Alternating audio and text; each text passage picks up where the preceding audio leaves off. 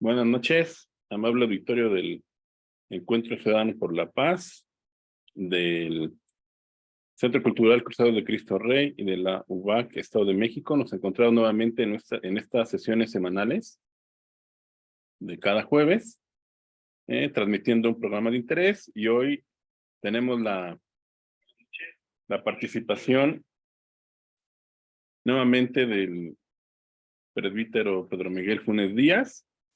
Buenas noches, padre. El padre Buenas noches. Pedro Miguel es el superior de los Cruzados de Cristo Rey, tiene estudios en teología y es doctor en teología. Sus estudios están relacionados con la patrística, que es un tema que nos va a manejar hoy. Es docente en diversas instituciones educativas. Aquí de manera particular, pues es docente en la maestría en doctrina social que se imparte en la maestría ejecutiva que se imparte en la UBAC. Y como verán, pues es todo un experto en el tema. Buenas noches, padre. Buenas noches. Micrófono. Buenas noches, muchas gracias. Muchas gracias. Pues adelante, padre. Pues bueno, pues entonces vamos comenzando con este tema que es muy interesante, que le pusimos así, ¿no? De si se pueden salvar los ricos, que es una... De hecho, ahorita vamos a ver un poquito más adelante, hay una obra que más o menos tiene un título parecido, una obra de la antigüedad. Pero vamos, antes de ver estos autores, a ver algo del antecedente de todo esto. O sea, ¿por qué hay que preguntarse o por qué surge la pregunta de si los ricos pueden salvarse? Y la pregunta parte del mismo evangelio, porque hay varios lugares donde como que, digamos, Cristo le mueve el tapete a la gente, ¿no? Y en particular, pues, a quienes quizá tenían riqueza. Y por lo mismo, pues vale la pena ver algo allí para tratar de captar el por qué se plantea el problema. Y esto es importante también por otra causa. Para nosotros como cristianos, como que está muy clara la relación entre la ética o moral y la religión, nuestra relación con Dios. Para nosotros es algo casi obvio, pero hay que tener en cuenta de que esto no es así o no era así, digamos, en otras formas de ver el mundo, ¿sí? Si uno piensa, por decir, en la religión de los romanos o de los griegos, uno podría encontrar ahí que no hay una correspondencia desde el punto de vista de la moral, ¿no? Con la religión. De hecho, los dioses también hacían sus barbaridades. Entonces, no hay esa relación como nosotros estamos acostumbrados a verla entre la religión y la moral.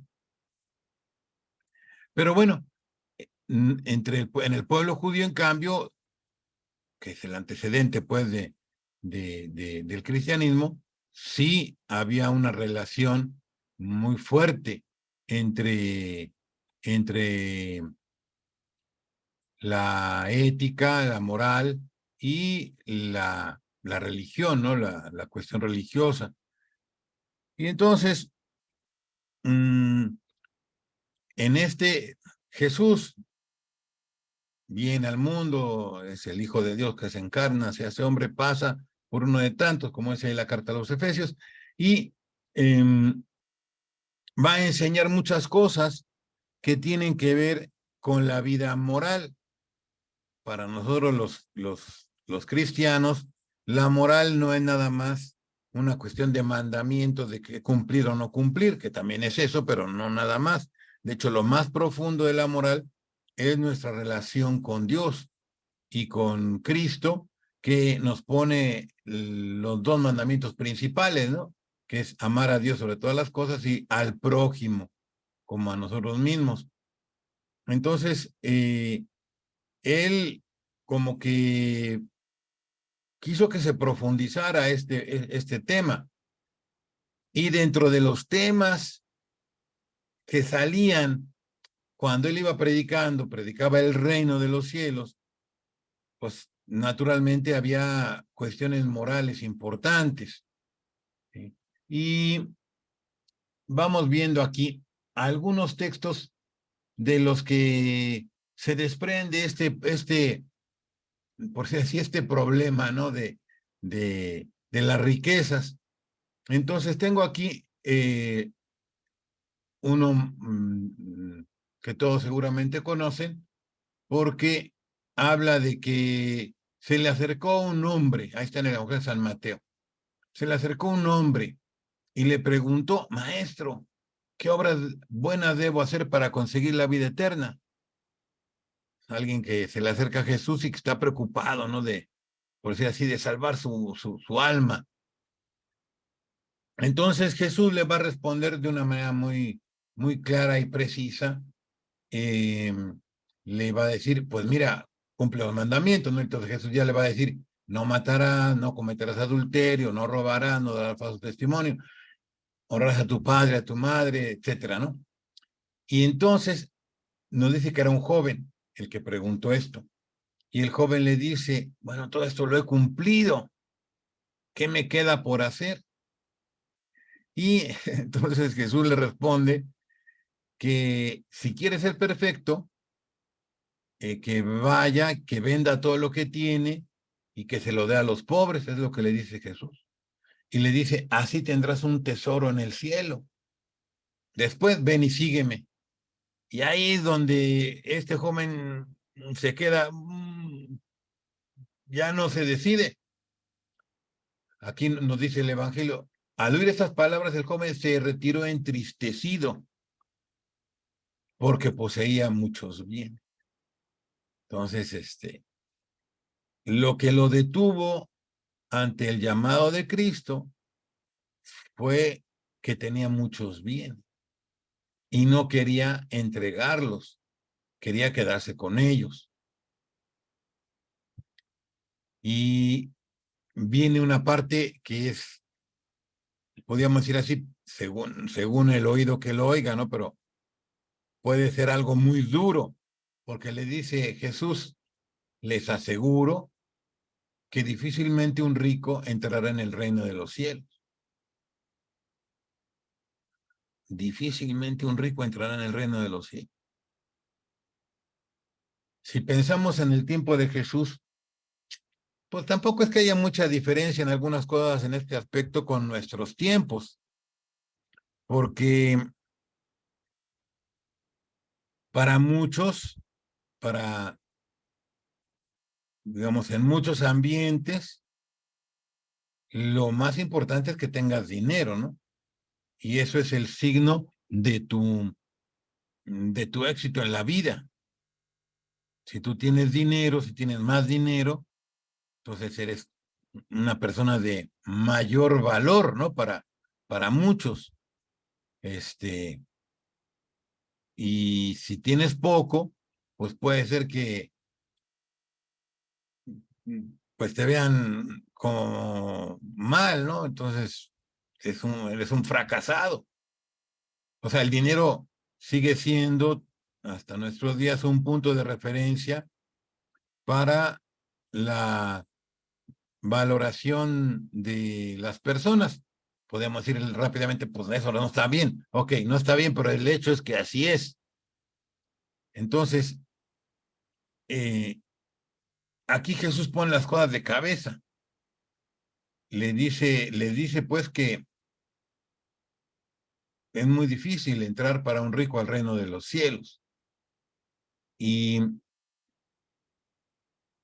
se los tuvo que repetir. Al repetirlo, usó una comparación. Dice, le repito, es más fácil que un camello pase por el ojo de una aguja a que un rico entre en el reino de los cielos. Entonces, luego por ahí algunos empiezan a elucubrar sobre esta comparación de que si había una puerta o que si se refiere a la aguja. No es el punto. Aquí la clave de la comparación es muy clara, ¿no? Sí, para entrar al reino de los cielos tienes que pasar por algo estrecho, mientras que un camello puede ser un animal grande. ¿Y cómo le haces para que pase? Y entonces lo que significa es que es difícil, que es precisamente lo que está diciendo. Eso lo dice y los discípulos se quedan sorprendidos y le dicen, entonces, ¿quién podrá salvarse? Y me llama a mí la atención al que hagan esta pregunta, porque si dicen, ¿quién podrá salvarse? Ya están pensando en lo que significan las riquezas y lo que significa ser rico. Porque si nada más hubieran pensado en ese momento en los ricos que tenían mucho más dinero que el que ellos podían tener, no es que fueran ellos muy ricos, ¿no? Pues eran pescadores y bueno, tenían sus barcas y eso, ¿no? Bueno, algunos. Pero aquí, cuando preguntan, dicen, ¿quién podrá salvarse? Les parece a ellos que lo que está diciendo Jesús representa una dificultad ya no nada más para ese joven rico que se fue, sino para todos. Así nos lo va presentando el Evangelio. O sea, como al preguntar esto, dicen, ¿quién podrá salvarse? Como que se dan cuenta de que de alguna manera todos son o somos ricos. Y por eso dicen, ¿quién podrá salvarse? Pero Jesús ya luego le responde, y es también muy importante. Les dice que para los hombres esto es imposible, pero para Dios todo es posible. Y como que eso les cambia también la perspectiva. Entonces no se trata de algo que los hombres puedan hacer solitos, sino que se necesita la gracia de Dios que ayuda al hombre, que lo transforme interiormente y que le va a permitir entrar al reino de los cielos, que le va a permitir entrar al reino de los cielos. Pero entonces, digamos, todo esto lo dice Jesús y luego va a quedar consignado en el Evangelio. En este caso estaba yo viendo el Evangelio de San Mateo. Pero ya deja como una espinita ahí clavada, ¿no? Que cuando lo lee alguien, digamos, ya en los años posteriores, lee lo que Jesús dijo ahí que lo transmiten estos evangelistas, dice, ah, caray, esto está difícil, ¿no? Y claro, ve la parte que dice, bueno, para Dios todo es posible, pues a lo mejor ya se consuela y dice, bueno, pues que Dios me ayude. Pero entonces el evangelio mismo está poniendo ahí un problema que hay que resolver en la vida cristiana, ¿no? ¿Cómo hay que hacerle? Pero hay otros textos en los evangelios que también nos pueden ayudar. Y aquí podemos ver el Evangelio de San Lucas. Ahí en el capítulo 16 hay varias cosas. Una, cuando Jesús empieza a hablar del hombre rico que tiene un administrador. Y bueno, no menciona la parábola, simplemente ahí habla de que este administrador era astuto y demás. Y esa parábola culmina en que Jesús les dice, gánense amigos con el dinero de la injusticia para que el día en que éste les falte, ellos lo reciban en las moradas eternas. Entonces uno dice, a ver, espérate, ¿cómo que ganarse amigos con el dinero de la injusticia? Este dinero de la injusticia parece que se refiere a que de alguna manera el dinero y las riquezas siempre tienen alguna mancha, por decir así, de que hay algo que los hombres no hacemos bien, ¿no? Con estas cosas. Pero Jesús dice que hay que ganarse amigos que te reciban en la vida eterna. ¿Y cómo te puedes tú ganar amigos que te reciban en la vida eterna? Te puedes ganar amigos si tienen muchas riquezas, pues dándoles dinero y entonces te van van a hacer, te van a adular y te van a decir, ay, no pase usted y te van a tratar muy bien porque pues tienes dinero, ¿no? Pero eso no te van a recibir en la vida eterna. Entonces, ¿qué quiere decir que ganarse amigos que te reciban en la vida eterna con el dinero? Pues quiere decir que tienes que ganarte amigos entre los pobres, que son los que van a poder llegar a la vida eterna, ¿no? Y bueno, como quiera que sea, ya te está dando otra vez o te está metiendo en ese callejón donde dices, híjoles, como que la salida no la veo, no la encuentro, ¿no? En la misma línea, ¿no? De que los ricos tienen muchas dificultades para salvarse. Y aquí mismo, más adelante, quiero decir, en este mismo capítulo, Jesús va a decir varias otras cosas que son interesantes. Está la parábola del rico y del pobre Lázaro, aunque antes hay otra cosa que está aquí, vamos a ver, que es la que yo también quiero comentar. Aquí está. Dice que ya que después de que Jesús habla un poco del tema que acabamos de mencionar, dice los fariseos, que eran amigos del dinero, escuchan todo esto, escuchaban todo esto y se burlaban de Jesús. Ah, caray. Aquí hay que comprender algunas cosas. En la mentalidad de muchos judíos en aquel tiempo y todavía en algunos cristianos de nuestros siglos más recientes, el que tú tuvieras dinero significaba que Dios te estaba favoreciendo y por lo tanto quería decir que tú eras muy bueno, ¿no? Entonces, la ostentación de tus riquezas digamos, hacía ver a los demás que tú eras bueno, ¿no? O sea, más o menos esa sería como la idea, ¿no? Que luego resurge en algunos calvinistas. Pero bueno, el caso es que aquí Jesús les dice, ¿saben qué? Están mal. Y les dice, ustedes aparentan rectitud ante los hombres, pero Dios conoce sus corazones, les dice Jesús. Porque lo que es estimable a los ojos de los hombres no resulta despreciable para Dios. O sea, que el dinero no es lo que Dios va a tomar como referencia para el juicio, ¿no? Ok, entonces ya les dice eso y otra vez volvemos al mismo punto, híjoles, entonces, cuidado, ¿no? Con este tema del dinero. Y ahí viene luego un poquito, o sea, hay unas cosas más y viene la parábola de este rico y del pobre Lázaro, ¿no? Dice aquí, había un hombre rico que se vestía de púrpura y lino finísimo, etcétera. Pero estaba a la puerta un cubierto de llagas, un pobre llamado Lázaro. Y bueno, no la leo toda, simplemente recordamos que este hombre rico no le daba nada a Lázaro. ¿Eh? Y nos dice Jesús, el pobre murió, que también el rico murió, pero fueron llevados a diferentes lugares.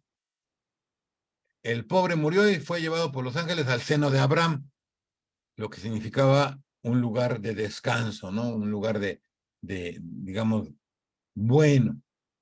Mientras que el rico murió y fue sepultado. Y entonces, en la morada de los muertos, estaba el rico y dice que estaba en medio de los tormentos. Levantó los ojos y vio de lejos a Abraham y a Lázaro. Padre Abraham, ten piedad de mí, envía a Lázaro para que moje la punta de su dedo en el agua y refresque mi lengua. Y bueno, ya viene que le responde a Abraham que no se puede hacer eso, ¿no? Y uno se queda pensando, bueno, ¿por qué este rico fue a dar al lugar de los tormentos. Porque no nos dice el Evangelio, es una parábola, pero de todas maneras, Jesús no pone, es que este se portaba mal, iba a gastar su dinero qué sé yo, en vicios, ¿no? Lo que sea. No, no lo dice. Ni tampoco nos dice que robara o... No dice. El único problema que menciona sobre este hombre es que le gustaban los banquetes y no le daba nada a Lázaro, que era un pobre que estaba muriendo ahí, cerca de él. Entonces, dice, caray, otra vez estábamos con el problema de las riquezas. Y Jesús te la pone difícil, ¿no? La cosa. ¿No? Y también pone una cosa interesante, porque dice que le pide el rico a Jesús, envía a Lázaro que les diga a mis familiares, ¿no? Que para que no vengan a dar aquí, que les advierta. Y ya le dice Jesús, le dice Abraham, ¿no? Que es una parábola. Dice, no, pues ahí tienen a Moisés y a los profetas. Y le dice, no no les van a hacer caso. Entonces ya que le pide que vaya Lázaro, ¿no? Y le dice, si no escuchan dice Abraham, si no escuchan a Moisés y a los profetas, aunque resucite alguno entre los muertos, tampoco se convencerán. O sea, es muy grande el problema del apego a las riquezas, tanto que aunque un muerto resucite, si ya una persona está apegada a las riquezas, pues no le va a hacer caso. Entonces, como digo, las parábolas son fuertes, ¿no? O sea, como que tienen una exigencia fuerte. Y por eso viene la pregunta.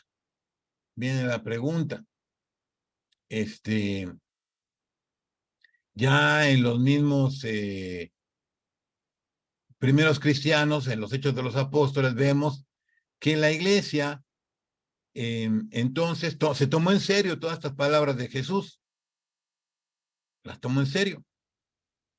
Y en los Hechos de los Apóstoles se nos habla de que compartían las cosas. Dice, cuando terminaron de orar, tembló, los apóstoles daban testimonio con mucho poder sobre la resurrección de Jesús y gozaban de gran estima. Ninguno padecía necesidad, porque todos los que poseían tierras o casas las vendían y ponían el dinero a disposición de los apóstoles para que se distribuyera a cada uno según sus necesidades.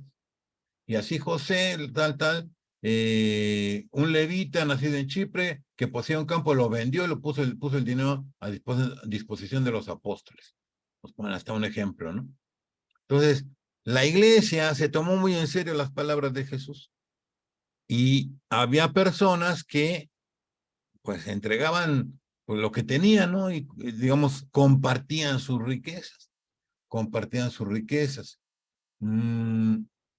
Todavía tenía yo otro ejemplo de la carta a Timoteo, porque cuando San Pablo le escribe a Timoteo, acuérdense que le está escribiendo a Timoteo como que él es encargado de una comunidad cristiana, y entonces le va dando consejos de lo que tiene que hacer con los diferentes tipos de personas.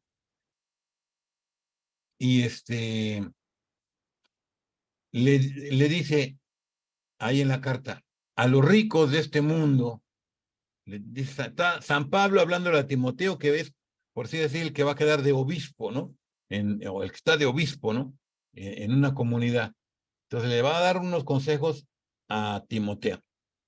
A los ricos de este mundo, recomiéndales que no sean orgullosos, que no pongan su confianza en la inseguridad de las riquezas, sino en Dios, que nos provee de todas las cosas en abundancia a fin de que las disfrutemos. Que practiquen el bien, que sean ricos en buenas obras, que den con generosidad y sepan compartir sus riquezas. Así adquirirán para el futuro un tesoro que les permitirá alcanzar la verdadera vida. Entonces ya vemos aquí cómo la comunidad cristiana primitiva se tomó en serio las palabras de Jesús y encontró este camino para poder vivir según el Evangelio. Y luego la vida de la iglesia continuó y naturalmente el crecimiento de la iglesia significaba también pues que se tenía que ir reflexionando sobre muchas cosas. El Imperio Romano, que es el ámbito donde más se extendió la iglesia, pues era una realidad que estaba llena también de problemas, ¿no? Y si pensamos en este tema de las riquezas, pues en las ciudades, para comenzar, había siempre muchos esclavos. Pues los esclavos no tenían propiedades, ellos eran propiedad de alguien, ¿no? Sobre eso podemos ver la carta de San Pablo a Filemón, pero bueno, el caso es que eso es por un lado. Luego, por otro, aún los que eran libres, pues no es que todos tuvieran mucho dinero, sino que pues había diferencias, ¿no? Y sobre todo en un cierto tiempo, pues algunos iban acumulando más riquezas y eran los que se volvían poderosos. Y como sucede todavía hoy, una de las fuentes de la riqueza pues era la cuestión política y militar también. Entonces, las conquistas de Roma, pues le significaron a Roma un montón de riqueza que se agenciaron. Y que claro, iba a algunos, ¿sí? Les pagaban a los soldados y demás, y ahora sí que había una circulación de riquezas, pero los ganones, pues eran los que tenían allí más, pues más poder también militar y político. En fin, el caso es que la situación obviamente no era de un paraíso en la tierra, ¿no? Siempre como estaban las injusticias, los problemas de los que ya podemos imaginarnos. Hay un libro que se llama El Pastor de Hermas, un libro, es un documento, digamos, un texto que se escribió a inicios del segundo siglo. Aquí hay un poquito de dificultades en la datación, porque algunos lo ponen más atrás y otros más adelante. Se piensa que quizá se comenzó a redactar todavía antes de que terminara el primer siglo, o sea, en los años 90 y tantos del primer siglo. Sería, por lo tanto, un documento que tendría su origen en tiempos todavía en que vivirían los últimos de los apóstoles, ¿no? O en conexión quizá con ellos. Pero como algunos piensan que, por algunos testimonios que hay, que Hermas era hermano del Papa Pío I, que fue un poquito después, en el 140 y tantos por ahí. Entonces, pues quiere decir que a lo mejor se escribió hasta esos años. Algunos dicen, bueno, a lo mejor se empezó en este año y se acabó en ese, porque pues lo fueron redactando diferentes manos, ¿no? Y al final quedó ya todo construido en esa época de este papa, que lo habría hecho pues su hermano. Puede ser. El caso es que es un documento muy antiguo. Algunos lo consideraban inclusive como parte de la escritura, ya después se vio que no, pero algunos lo tenían en esa categoría. El caso es que este libro del Pastor de Hermas tiene una cosa que tiene, por decir, una parte que habla de este problema, ¿no? De este tema de la riqueza y, y la salvación. Entonces, tengo aquí un texto que leemos un poquito para que nos ilustre. Estamos entonces en el segundo siglo de la era cristiana. Ya vimos cómo las primeras comunidades tomaron en serio lo que los apóstoles habían dicho, pero aquí también nos va a hacer ver que se iba pasando esa tradición y le iban aportando puntos de vista, aspectos con los que se iba, por decir así, profundizando en la enseñanza que venía del Evangelio. Y dice aquí, los ricos por su parte, con dificultad también se juntan con los siervos de Dios por miedo de que se les pida algo. Estamos en el siglo II, no estamos hablando del siglo XXI. Entonces, ahora bien, estos tales, dice, difícilmente entrarán en el reino de Dios, porque a la manera que es difícil caminar entre abocos con los pies descalzos, así les es difícil a los ricos entrar en el reino de Dios. Sin embargo, a todos estos se les brinda penitencia, pero rápida. O sea, se les brinda la oportunidad de hacer penitencia. Dice, pero rápida, a fin de que lo que no hicieron en el tiempo pasado, ahora lo recorran en breves días y hagan algún bien. Así, si hicieron penitencia y practicaran alguna obra de beneficencia, vivirán para Dios. Y si no, pues ya, obviamente les va a ir mal, ¿no? Entonces eso está ahí en el libro, en esta obra del pastor de Hermas, que nos habla, por lo tanto, de que sí pueden salvarse los ricos, pero en la línea de lo que está en el Evangelio, pone que hay que portarse, bueno, que hay que hacer buenas obras, que hay que hacer buenas obras, que tienen que hacer penitencia y luego hacer buenas obras con sus riquezas, ¿se entiende? Entonces, por aquí va la respuesta cristiana.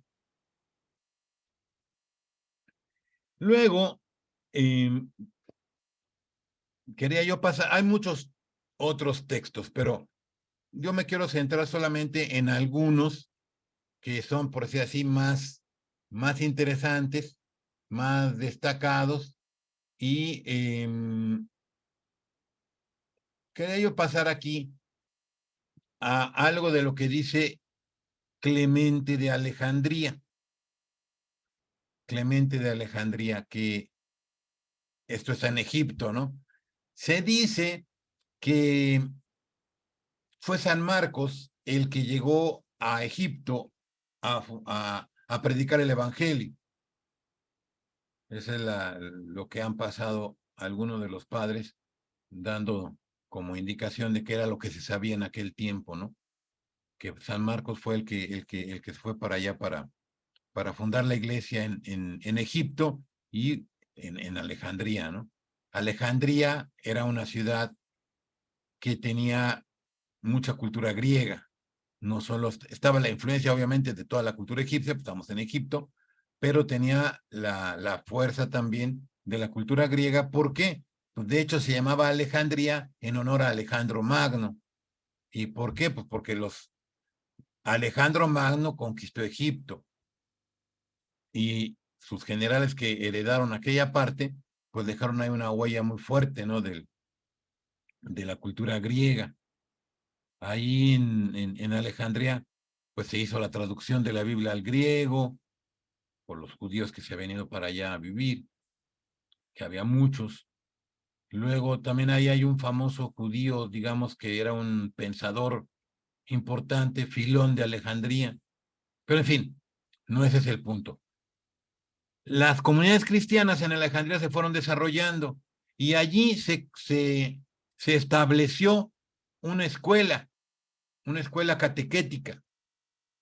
La estableció un cristiano que se llamaba Panteno. Esta escuela de Alejandría era una escuela catequística, digamos, de enseñanza de la doctrina cristiana. Y el que siguió después de Panteno, cuando se murió Panteno, fue Clemente, que tomó la rienda de la escuela de Alejandría. Estamos hablando de los inicios del siglo III, de los inicios del siglo III. O sea, Clemente nació probablemente antes, ¿no? No se sabe bien cuándo. Habría muerto por el 215 o algo así. Entonces, cuando asume la dirección, digamos, de la escuela de Alejandría, era por el año 200 y cachito, ¿no? Apenas empezando el nuevo siglo. Y entonces, Clemente era un hombre muy culto, y se hacía preguntas sobre el Evangelio, y tiene diferentes obras importantes, pero de las cuales no vamos a hablar. Una obra que hizo y que nos llama la atención para hoy, ¿no? Es una que se llama Quis divi salvetur, ¿qué rico se puede salvar? ¿Por qué? Porque también se preguntaba la cuestión, ¿no? Es decir, ya vimos que sale del Evangelio, lo están viviendo las primeras comunidades cristianas, ya lo repitió por ahí el siglo anterior el pastor de Hermas, pero Clemente quiere hacer su propia reflexión, porque ve que es un tema importante en la catequesis, ¿no? Y todo eso, porque para eso estaba en la escuela catequética. Entonces, para enseñarles a los cristianos en general que se ponen a estudiar la doctrina cristiana. Y tengo aquí bueno, ahí tengo varios textos, pero leemos un poquito para ver qué es lo que pensaba Clemente de Alejandría. Y entonces tengo aquí, entre los atletas, el que desespera de poder vencer y alcanzar la corona, ya ni se inscribe en los certámenes, mas el que alimenta por el que alimenta por una parte esta esperanza, pero no acepta luego los trabajos, el régimen de comidas y ejercicios convenientes se queda también sin la corona, y todas sus esperanzas son fallidas. Está como imitando un poquito lo que San Pablo había hecho cuando les había hablado del deporte, ¿no? San Pablo, que les ponía el ejemplo que los atletas se sacrifican, ¿no? Por una corona perecedera, pero que los cristianos tenemos que hacer nuestros esfuerzos y sacrificarnos por una corona que no perece, ¿no? Bueno, siguiendo esa idea que ya se encuentra en San Pablo, aquí Clemente va por esa misma, ¿no? Toma el deporte como punto de comparación para hablar de la vida cristiana. Entonces dice, por modo semejante, el que abunda en riquezas terrenas, ni se tenga en absoluto excluido de los galardones del Salvador, dado caso que sea fiel y comprenda la magnificencia de la bondad de Dios. Ya aquí se ve cómo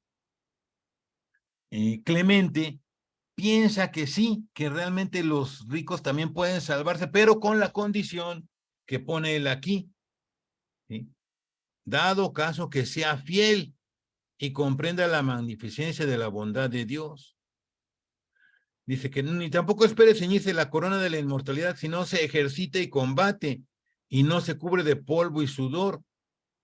Sométase al Verbo como a director de la palestra y a Cristo como a presidente del certamen. O sea, el Verbo es Cristo también, ¿no? Entonces está hablando de que se someta a Cristo como su entrenador. Y entonces dice, la comida y bebida que ha de ordenársele sea el Nuevo Testamento. Fíjense cómo está la comparación. Dice, tú tienes que tener un entrenador y va a ser Cristo. ¿Y qué vas a comer? La palabra de Dios, el Nuevo Testamento, o sea, el Evangelio y las cartas, ¿no? Entonces dice, los ejercicios, dice, son los mandamientos, la buena forma y adorno, las buenas disposiciones, la caridad, la fe, la esperanza, el conocimiento de la verdad, la moderación, la mansedumbre, la misericordia, la modestia. De este modo, cuando la trompeta dé la señal de la carrera y de la salida de este mundo, como del estadio de esta vida, se presente vencedor, el rico, ¿no? Que del que está hablando, con buena conciencia ante el presidente de los juegos, digno declaradamente de la patria a la que vuele coronado y entre aclamaciones de los ángeles. Está muy chistosa, pero muy, muy bonita, ¿no? La comparación de Clemente, que toma el deporte, ¿no? De aquellos tiempos para hacer ver lo que tiene que hacer un cristiano.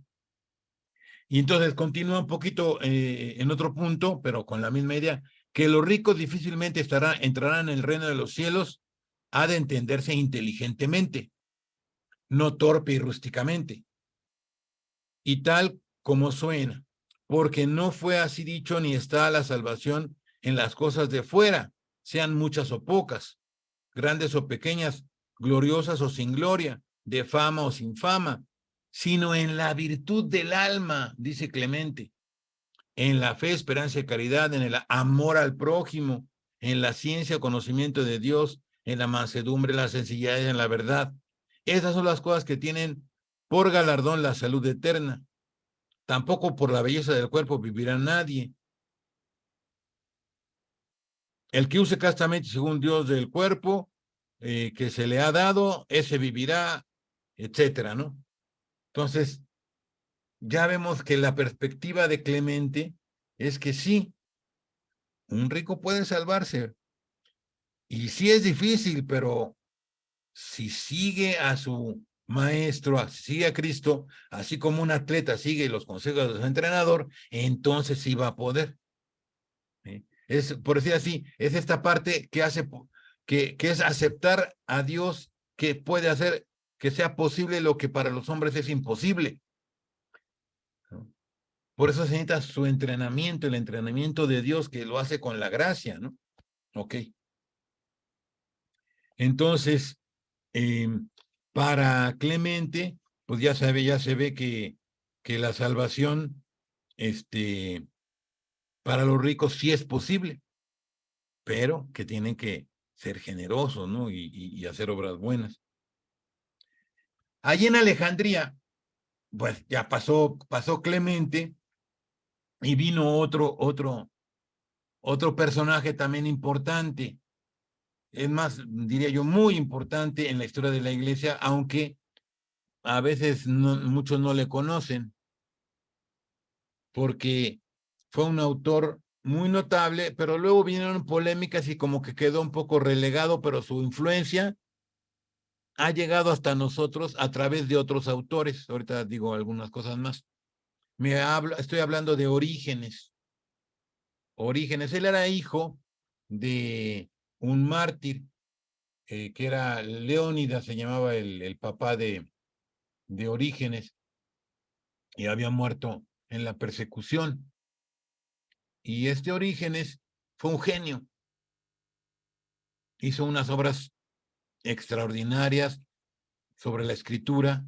Por ejemplo, puso muchas versiones que tenía él de la escritura paralelas para ver cuál era la que podía considerarse mejor versión, ¿no? Porque tenía textos en diferentes idiomas, y entonces comparaba y veía, ¿no? El hebreo, el griego, y así iba, le ponía señas y demás. Se llamaban las hexaplas de Orígenes, que desgraciadamente se conserva por ahí algún cachito, pero se perdieron.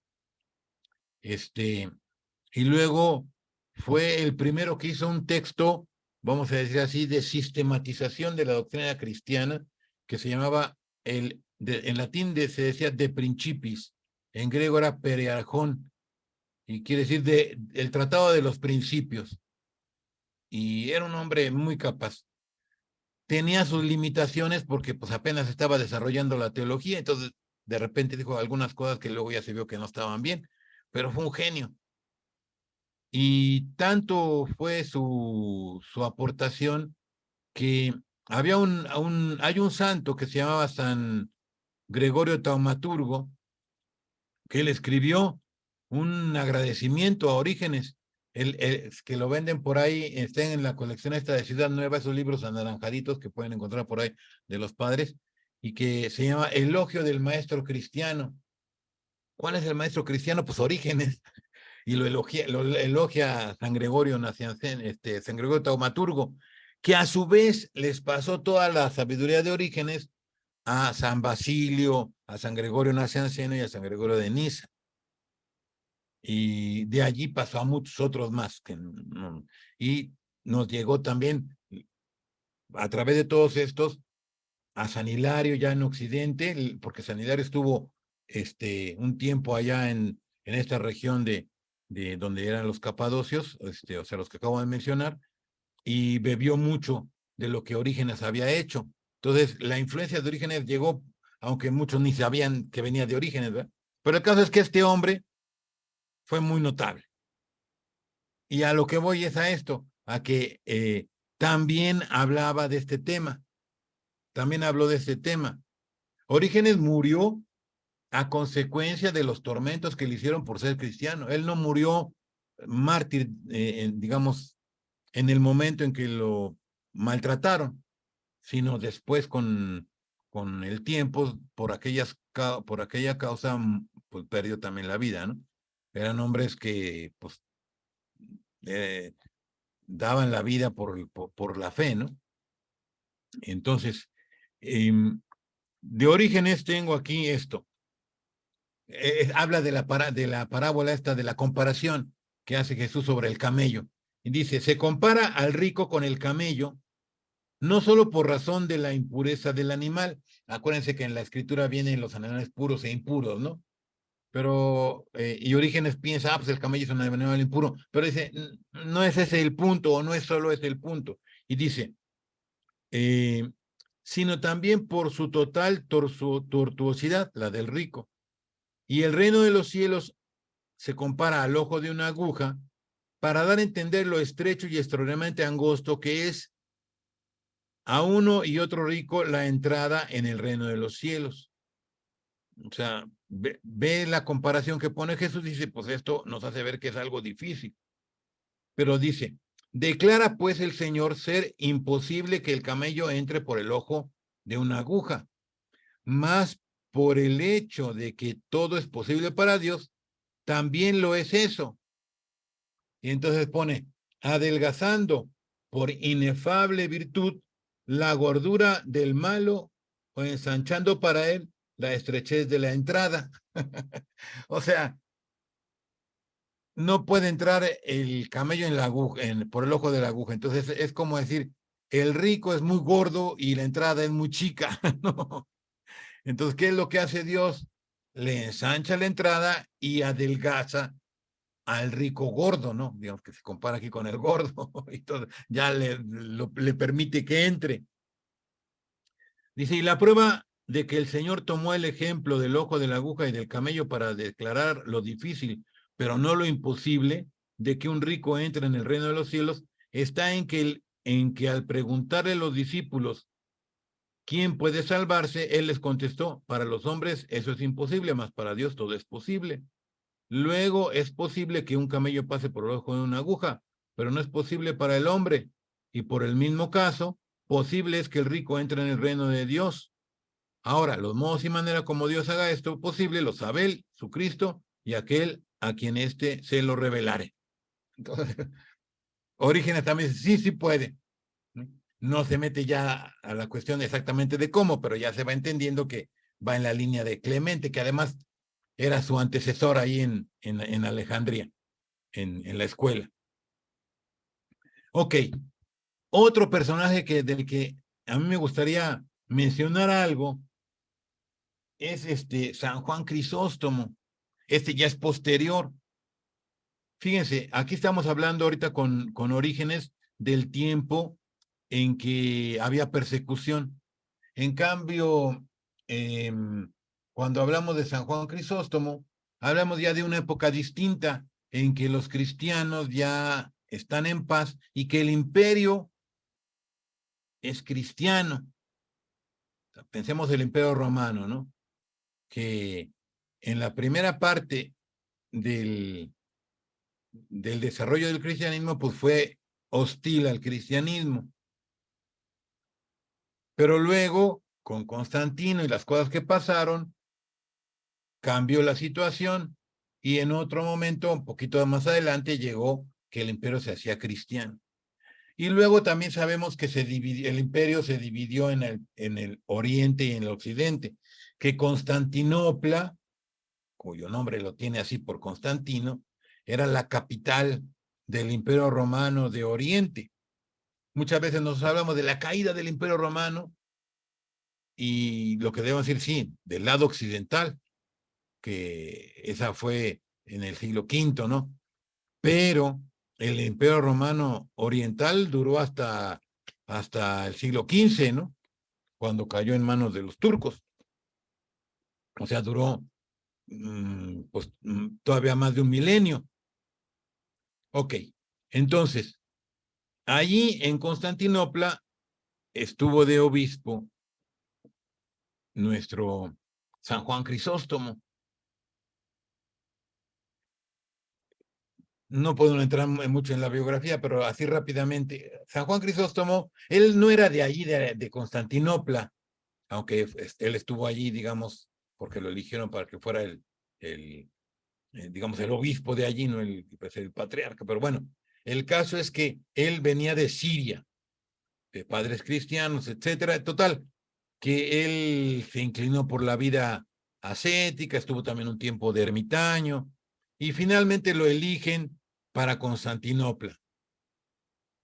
Y en Constantinopla, pues él tiene que guiar a la iglesia, ¿no? Porque es el metropolitano, ¿no? De Constantinopla, la autoridad eclesiástica. Pero había un problema, que veía que algunos cristianos de la élite, y en particular la esposa del emperador, despilfarraban el dinero y tenían grandes lujos. Y eso a San Juan Crisóstomo no le parecía. Eso no lo soportaba. Y eso a su vez le trajo problemas porque él predicó claramente para hacer ver que esta mujer estaba mal, ¿no? En su forma de... Y no solo ella, sino todos los que abusaban de sus riquezas. Y entonces San Juan Crisóstomo fue exiliado. O sea, hay muchas peripecias de esto en su vida, no vamos a entrar, simplemente las menciono así muy a grosso modo. El caso es que pudo regresar. Bueno, también como siempre pasa, había muchas, como decimos en México, grillas ahí, inclusive de algunos eclesiásticos de otras sedes que metían su cuchara ahí con el emperador y demás.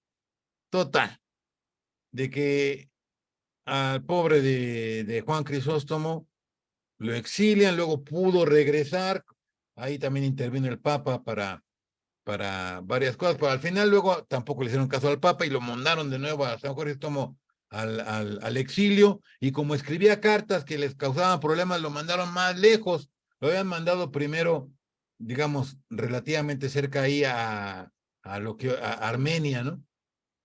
Fíjense dónde está Constantinopla, entonces lo mandan por acá a Armenia, y luego, como le da mucha lata, lo mandan hasta el Cáucaso.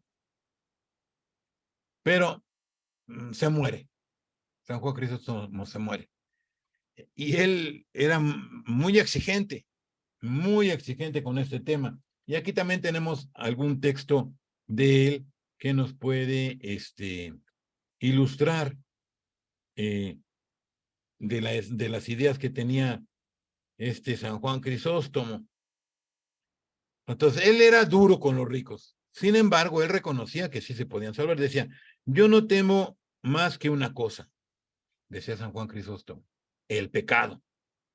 Todo lo demás, riqueza o pobreza, poder o cualquier otra cosa, puede dejarse a un lado. Esto es lo que digo y lo que no me canso de repetir, pues no quiero que se pierda nadie de mi rebaño. Él era el obispo, entonces se sentía responsable, inclusive de la esposa del emperador, ¿no? Pues, ¿qué? ¿Es que puede salvarse un rico? Absolutamente. Job rico fue, Abraham rico fue. ¿Habéis visto las riquezas de Abraham? Pues mirad también su hospitalidad. ¿Habéis visto su mesa? Pues mirad también su templanza. Rico fue Abraham. ¿Es que os lo he discutido nunca? ¿Fue rico Abraham? Sí, fue rico. ¿Habéis visto su riqueza? Pues mirad también su conducta. Así pone. Así pone. Y luego dice, ¿cómo puede ser esto posible? O sea, la salvación de los ricos, desprendiéndose de lo que se tiene, renunciando al dinero, apartándose de toda codicia mala. No todo en esta obra ha de atribuirse a Dios, y si el Señor habló así, fue para hacernos ver la grandeza de la hazaña a que nos invita. Entonces, aquí San Juan Crisóstomo dice que esto, cuando Cristo puso esto, era para que viéramos que era una empresa muy grande, pero que nos invitaba a llevarla a cabo. En fin, como veo que ya me alargué, me quedo ahí con San Juan Crisóstomo. Podíamos ver, había pensado yo en algo de San Ambrosio, o también de San Agustín y de San Jerónimo, pero todos van en la misma línea, ¿no? Y luego pensaba también mencionar algo de Santo Tomás, que ya no es de los padres, ese ya es de la Edad Media, pero es igual, o sea, va por la... Y aquí yo llegaría a esta conclusión nada más, que me parece importante, y es, nosotros, ¿cómo tenemos que vivir esto? ¿Sí? Y regreso a algo con lo que empecé. Cuando vemos el texto de San Lucas, los apóstoles le preguntan, hijo, eso, entonces, ¿quién puede salvarse, no? Porque todos tenemos nuestros apegos. Y parte del examen de conciencia que debíamos hacer cuando nos vamos a confesar, debería también tener que ver con estos apegos que muchas veces tenemos y que debíamos nosotros dejarlos para ser más compartidos. O sea, no pensar nada más en los ricos, decir, ay, esto lo debía oír, que si yo, Bill Gates, ¿no? O alguien así, ¿no? Pero no, es también para nosotros, para cada uno, porque todos tenemos nuestros apegos a cosas y qué tan desprendidos somos para compartir con los demás. En fin, yo con eso concluyo y ahora espero si alguien tiene algún comentario, pues. Pues muchas gracias, padre, como siempre, muy interesante, muy docto, muy un paseo cultural, ¿no? Cada plática que tenés a favor de brindarnos. Vamos a hacer el mecanismo de siempre de pedirles que en las reacciones ahí en Zoom levanten la manita para darles la palabra, o también la gente que nos ve en Facebook, que escriba sus preguntas por ese medio, por favor. No sé si alguien tiene alguna pregunta aquí en la sala de Zoom. Aquí decía una cosa Sara escribió. alguien, A ver, vi la pregunta en el chat. en el chat dice, Ajá. o sea, lo escribió Sara Antonieta Funes, o sea que necesariamente el rico debe seguir las enseñanzas de Cristo y hacer buenas obras para salvarse, y los pobres no. La respuesta es obvia, ¿no? Por supuesto que también los pobres, y por eso dejé el punto para el final, ¿no? Decir, porque todos pueden decir, es que yo soy pobre, ¿sí? Yo soy pobre, yo no tengo mucho dinero, no me alcanza, a nadie le alcanza nunca, ¿no? Entonces, ha usado. Todos tenemos que compartir, todos, poco o mucho que tengamos, como lo pone Jesús con el ejemplo de la viuda. Entonces, también los pobres tienen que compartir, saber amar al prójimo, ¿no? Es decir, todos, eso, pero lo vemos en el rico como que se ve con mayor fuerza, ¿no? Luego Leonel también tiene un mensaje, a ver.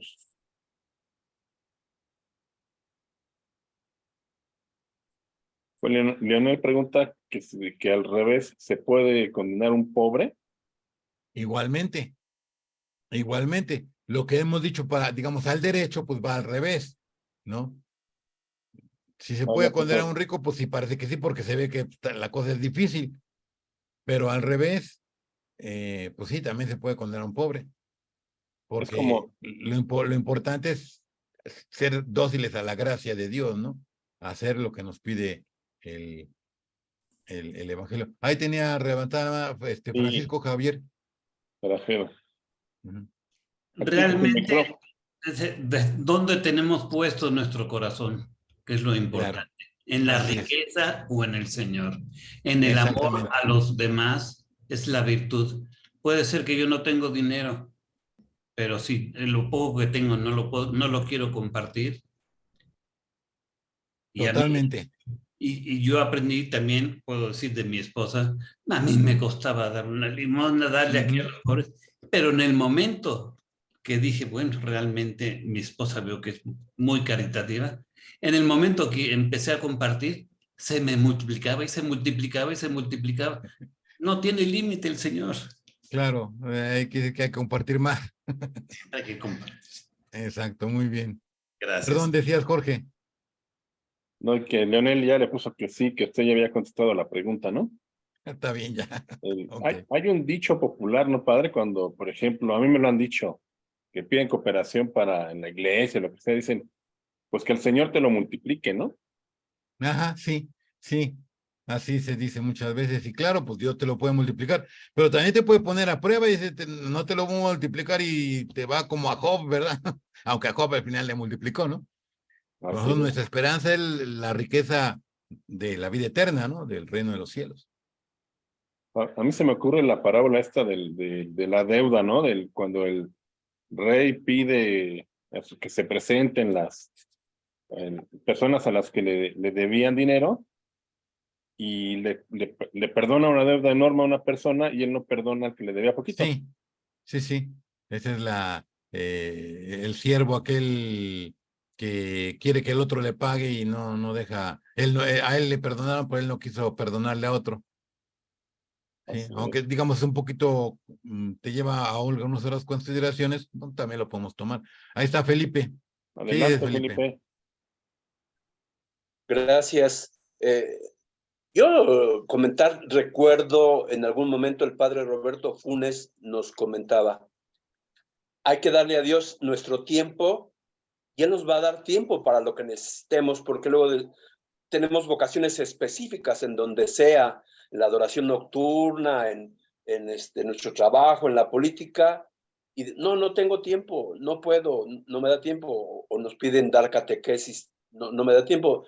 Y entonces yo recuerdo bien eso, dice, hay que darle a Dios nuestro tiempo y Él nos va a dar tiempo. Y cuando yo les digo también que tienen que cooperar a la gente en general, ricos o pobres, yo también les comento, así como el padre Roberto Funes nos dice que demos el tiempo a Dios y Él nos dará el tiempo, yo les digo también que demos nuestro dinero que nos piden las obras de servicio, lo que sea, y Él nos va a dar el dinero que necesitamos para nuestro trabajo. Creo que aplica y ya lo comentó el Señor, Dios multiplica Claro, o sea, Dios no te va a dejar de la mano. Digo, tampoco quiere decir que a fuerza te vas a hacer más rico, ¿no? O sea, porque no vas a dar la limosna por interés de que mañana tengas más, ¿no?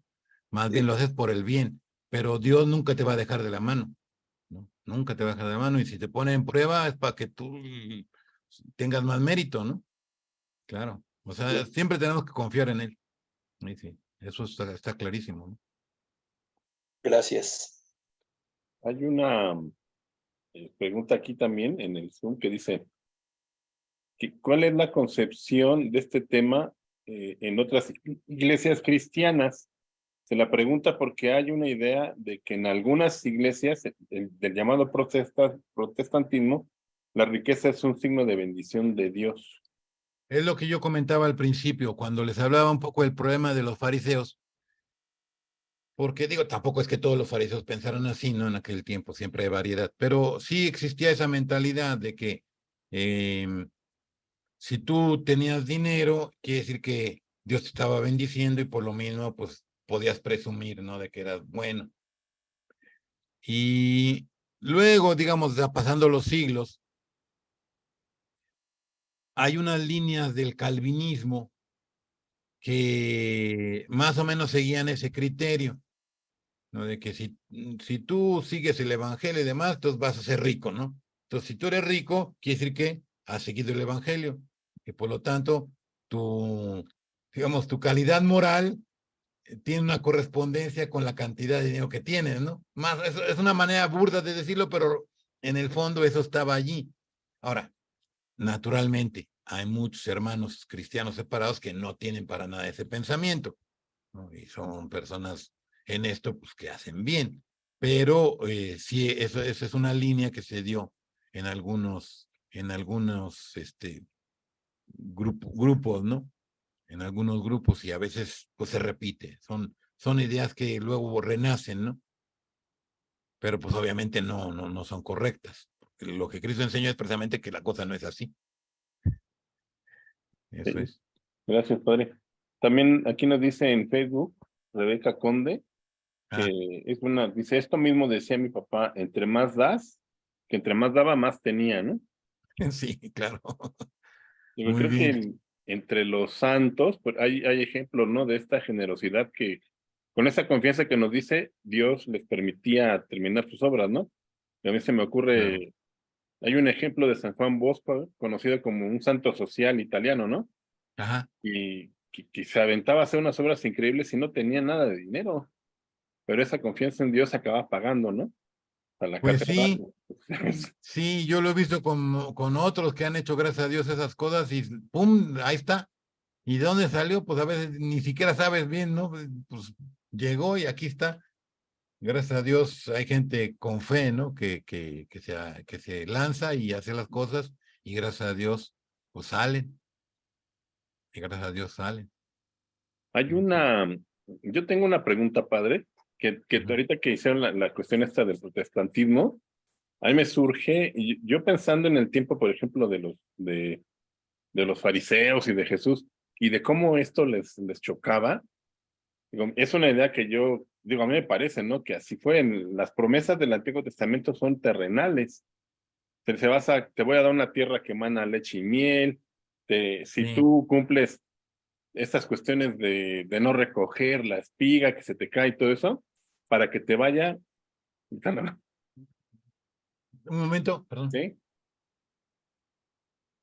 Ya, es que me estaban aquí tocando la puerta, pero ya les Ah, dije que ok. estoy aquí ocupado. Ajá, Eh, entonces, sí, tiene razón.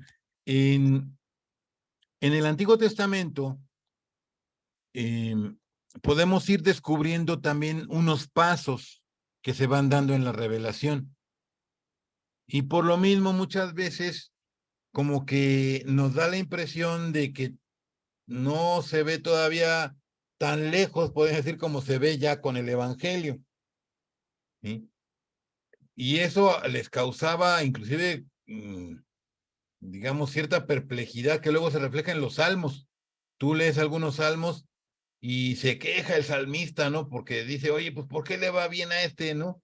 Y ya luego viene un poquito la respuesta, pero todavía va caminando, ¿no? Va caminando para que con el Evangelio ya se comprenda con mayor amplitud la respuesta. ¿Sí? Entonces, sí, eso en el Antiguo Testamento se va dando, pero es que la revelación va caminando, va avanzando y va haciéndose cada vez más plena hasta que ya viene la luz, por decir así, completa en Jesucristo nuestro Señor. ¿Sí? En Jesucristo nuestro Señor. ¿Sí? sí, digo, eso es lo que a mí me parece también, ¿verdad? Pero esta idea del protestantismo a veces como que se quedaron ahí, ¿no? Algunos, por eso yo digo, mira, no todos, hay No gente todos, que no ¿no? tiene ese pensamiento, pero sí en algunos, como digo, el calvinismo fue el que influyó en eso. Hay un señor, ¿no? Que se llama Max Weber, ¿no? El de la ética Ah, bueno, sí, pero es un filósofo, sí. pero era Sí, sí. protestante, la ética protestante, ¿no? Que dice Sí, algo similar, ¿no? sí, ok. Aunque, digamos, su propuesta está más en el campo filosófico, pero está bien, o sea, sí tiene razón. De todas maneras, tiene cosas buenas este hombre, además de algunos límites, ¿no? Pero sí, o sea, como te digo, la parte teológica propiamente, teológica entre comillas, porque finalmente pues está mal, ¿verdad? Pero venía por esa línea del calvinismo. Sí. Ok. ¿Alguien más tiene alguna pregunta? ¿Quiere levantar la manita por aquí? Alguien levantó la manita, pero la bajó. No sé si. Yo, Era Francisco, Francisco.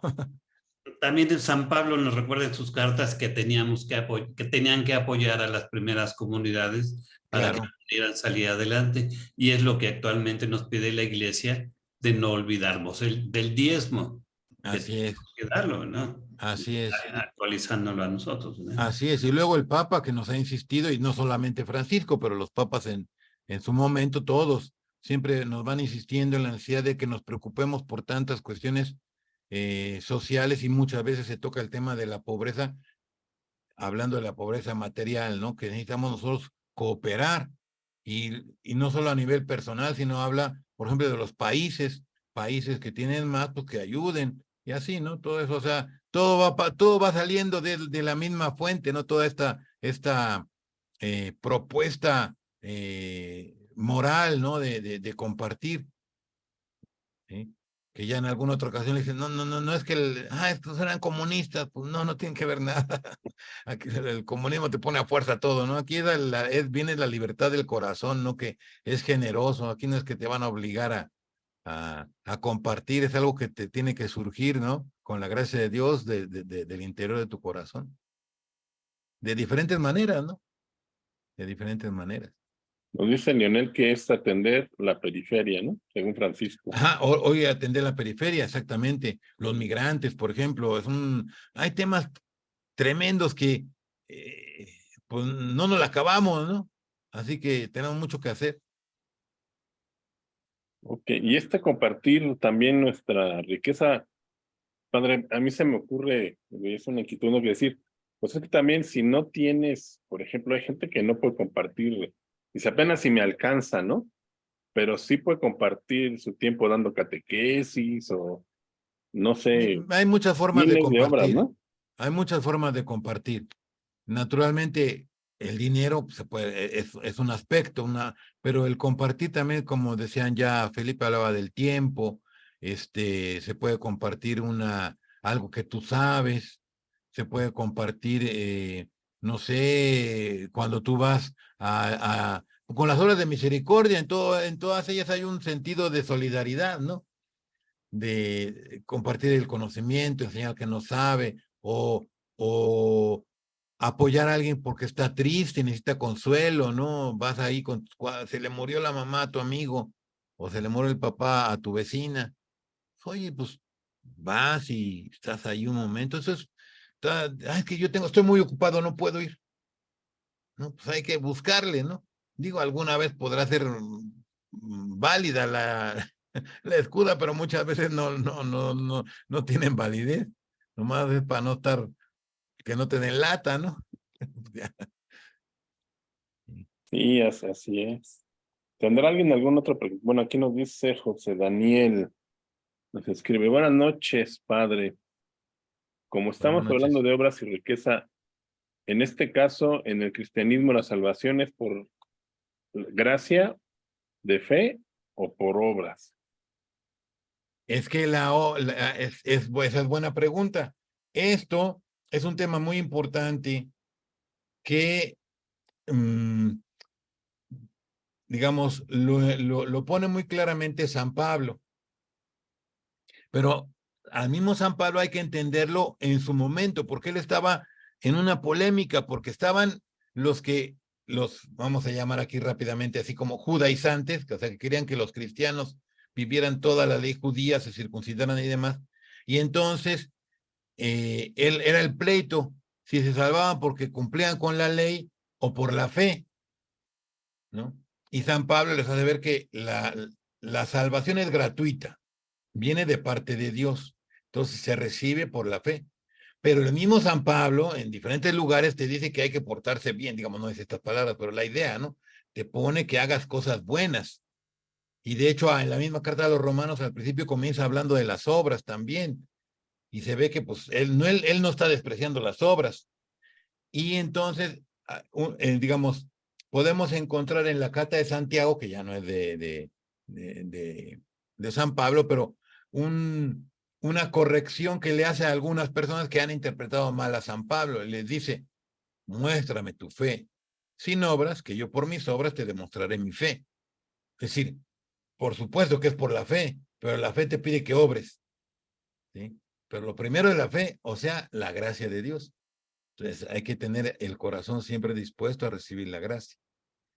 Y luego, gracias a la gracia, vas a actuar, ¿sí? Está bien, la pregunta es buena. Naturalmente se puede profundizar un montón, porque son montones de cosas que se pueden decir sobre eso, pero aquí nada más nos quedamos ahorita con esa respuesta breve. Aquí dice, José Daniel levantó la mano.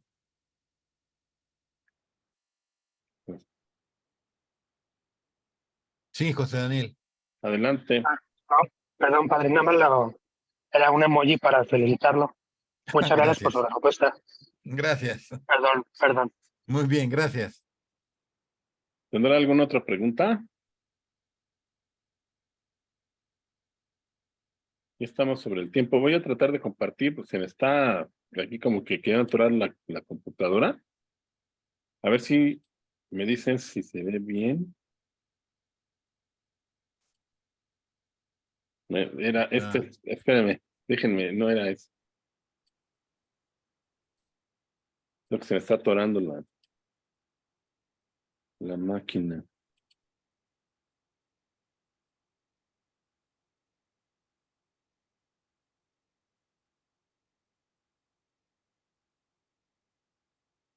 Porque quiero que los echen, si nos puede usted comentar esto, padre, pero no, ya ve, ahí va.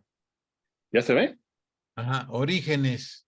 Es que esta es una, digamos que es que nos explique qué es esto, ¿no? De esta Bueno, ese es asociación. un artículo que puse ahí es que yo escribo cada semana, creo que ya tiene varios años que muy rara vez he fallado, pero cada semana pongo un articulito sencillo, no son artículos de investigación así de doctorado, ¿no? Son más bien cosas sencillas para todos, ¿no? Que a mí me gusta compartir. Y aquí les hablé de Orígenes, ahí o sea, en el Milenio, porque se publica en Milenio, ahí dice, publicado en Milenio Estado de México el 13 de junio, y ahí hablé de Orígenes, para decir quién era y más o menos su perspectiva social, ¿no? Algunos aspectos de eso. Orígenes tiene un montón de cosas, como ya les comentaba, pero he puesto algunos otros más, ¿no? No solamente Orígenes, y luego comento otras cosas, ¿no? Variadas. Ahora estaba poniendo algunas cosas sobre las encíclicas sociales, ¿no? De León XIII, luego de Pío XI, Juan XXIII, ¿no? Que Pablo VI. Que llegué hasta el concilio y creo que, y Pablo VI, y luego me falta poner algo sobre Juan Pablo II y luego para acá, ¿no? Pero son cosas breves, tampoco son estudios profundos, pero son cosas breves que a mí me parece que es bueno, pues, poner algo ahí para que se acuerde uno, aunque sea, ¿no? Y los que no saben, pues ya, mira, hay una encíclica que se llama Cuadragésimo Anno, ¿no? Como para abrir boca, ¿no? Sí, pero son sencillos. Yo creo que para muchos son útiles, ¿no? Porque pues nadie habla de eso. Entonces yo ahí aprovecho la columna que gracias a Dios ya tiene años que estoy pues, escribiendo ahí. Entonces nos dice, yo lo he visto digamos que a mí me llega, yo me suscribí, pero la primera vez hay que meterse al Milenio, Estado de México, y buscar la nota, ¿no? Aparece ¿qué día, padre? Aparece el martes. El Yo lo martes, mando el lunes y aparece el martes. y si se suscribe a uno, pues ya le empieza a llegar. A mí me llega mi correo, pues ya no, Está bueno. pues esa es la idea, ¿no? Decirles, ¿sabes qué? Pues se pueden suscribir y les va a estar llegando información de doctrina social, de pensamiento social, y ciertamente lo que dice usted es como un entremés, ¿no? Es saber, pues, quién es Es un Orígenes. entremedio, son ¿qué? 2.500 caracteres, incluyendo espacios. Así es. Bueno, y voy a compartir aquí otra, pero siento que se está trabando esto horrible. Espérenme. Ya para terminar. Tendrán, si no hay ninguna pregunta más, voy a tratar de compartir esta lámina. ¿Se ven? Una Esta conferencia es. sobre Iturbide. Sí se ve. Ok. Bueno, pues estaríamos terminando la emisión del día de hoy. Y le agradecemos muchísimo al padre Pedro Miguel, otra vez por su tiempo. Ahora sí que nos está compartiendo las riquezas, ¿no? De su corazón. Y no sé si pudiera ser que nos diera una segunda parte de este tema o luego viéramos otro, Claro que sí. pero esto está muy interesante, ¿no? Ir viendo lo que piensan los padres y además creo que también este es un entremedio, o sea, que digan, oye, pues es que ya nos habló de San Juan Crisóstomo, de San Hilario, de Orígenes, de Clemente, pero ese tipo son personas que de manera general no conocemos, ¿no? Así es. Y que nos invitan a profundizar en su pensamiento y que los padres pues son preclaros, ¿no? Claro. Y, y no sé, pero ya usted nos dirá, ¿no? Si hay una segunda parte o Ok, ya tratamos vamos otra viendo. cosa. Y entonces decirles o comentarles que la siguiente semana, que es de Fiestas Patrias, Dios mediante, vamos a tener aquí el jueves al ingeniero Fernando García Mata, que también es una persona generosa, que se dedica, luego ahí, si a alguien se le ocurre preguntarle, da cursos de Biblia por internet, que es la fuente de todo esto. Y también se ha metido mucho a los estudios de la independencia de México y de manera particular ha sentido una, digamos que fascinación por la persona de Iturbide y nos va a platicar de él como dice aquí el promocional, ¿no? Agustín de Iturbide, libertador de México, y es algo así como ¿qué tuvo que ver en la consumación de nuestra independencia, ¿no? Pues eso es todo. Les agradecemos a las personas que están con nosotros aquí en la sala de Zoom y a las personas que nos han acompañado en las redes sociales. Nada más. Buenas noches a todos. Gracias, Padre, nuevamente. No sé si nos quiera ir aprovechando que está aquí, pues que nos dé la bendición, ¿no? El Señor esté con ustedes. Y tu espíritu. La bendición de Dios Todopoderoso, Padre, Hijo y Espíritu Santo, descienda sobre ustedes y permanezca para siempre. Amén. Amén. Muy bien. Gracias. Buenas noches. Buenas noches. Que descansen. Gracias, Buenas Padre. noches. Voy a comentarles que nos vean en nuestra página también de YouTube. Gracias. Eco. Buenas Muy noches. bien. Adiós. Buenas noches, Muchas Francisco. Te gracias, estamos padre. invitando. ¿Perdón? Hasta luego. Adiós. Muchas gracias, padre. Buenas noches. Gracias a ustedes. Gracias a ustedes. Nos seguimos invitando, Francisco. Ahí luego te mando más mensajes. Buenas noches. Hasta luego. Gracias, Jorge. Bye.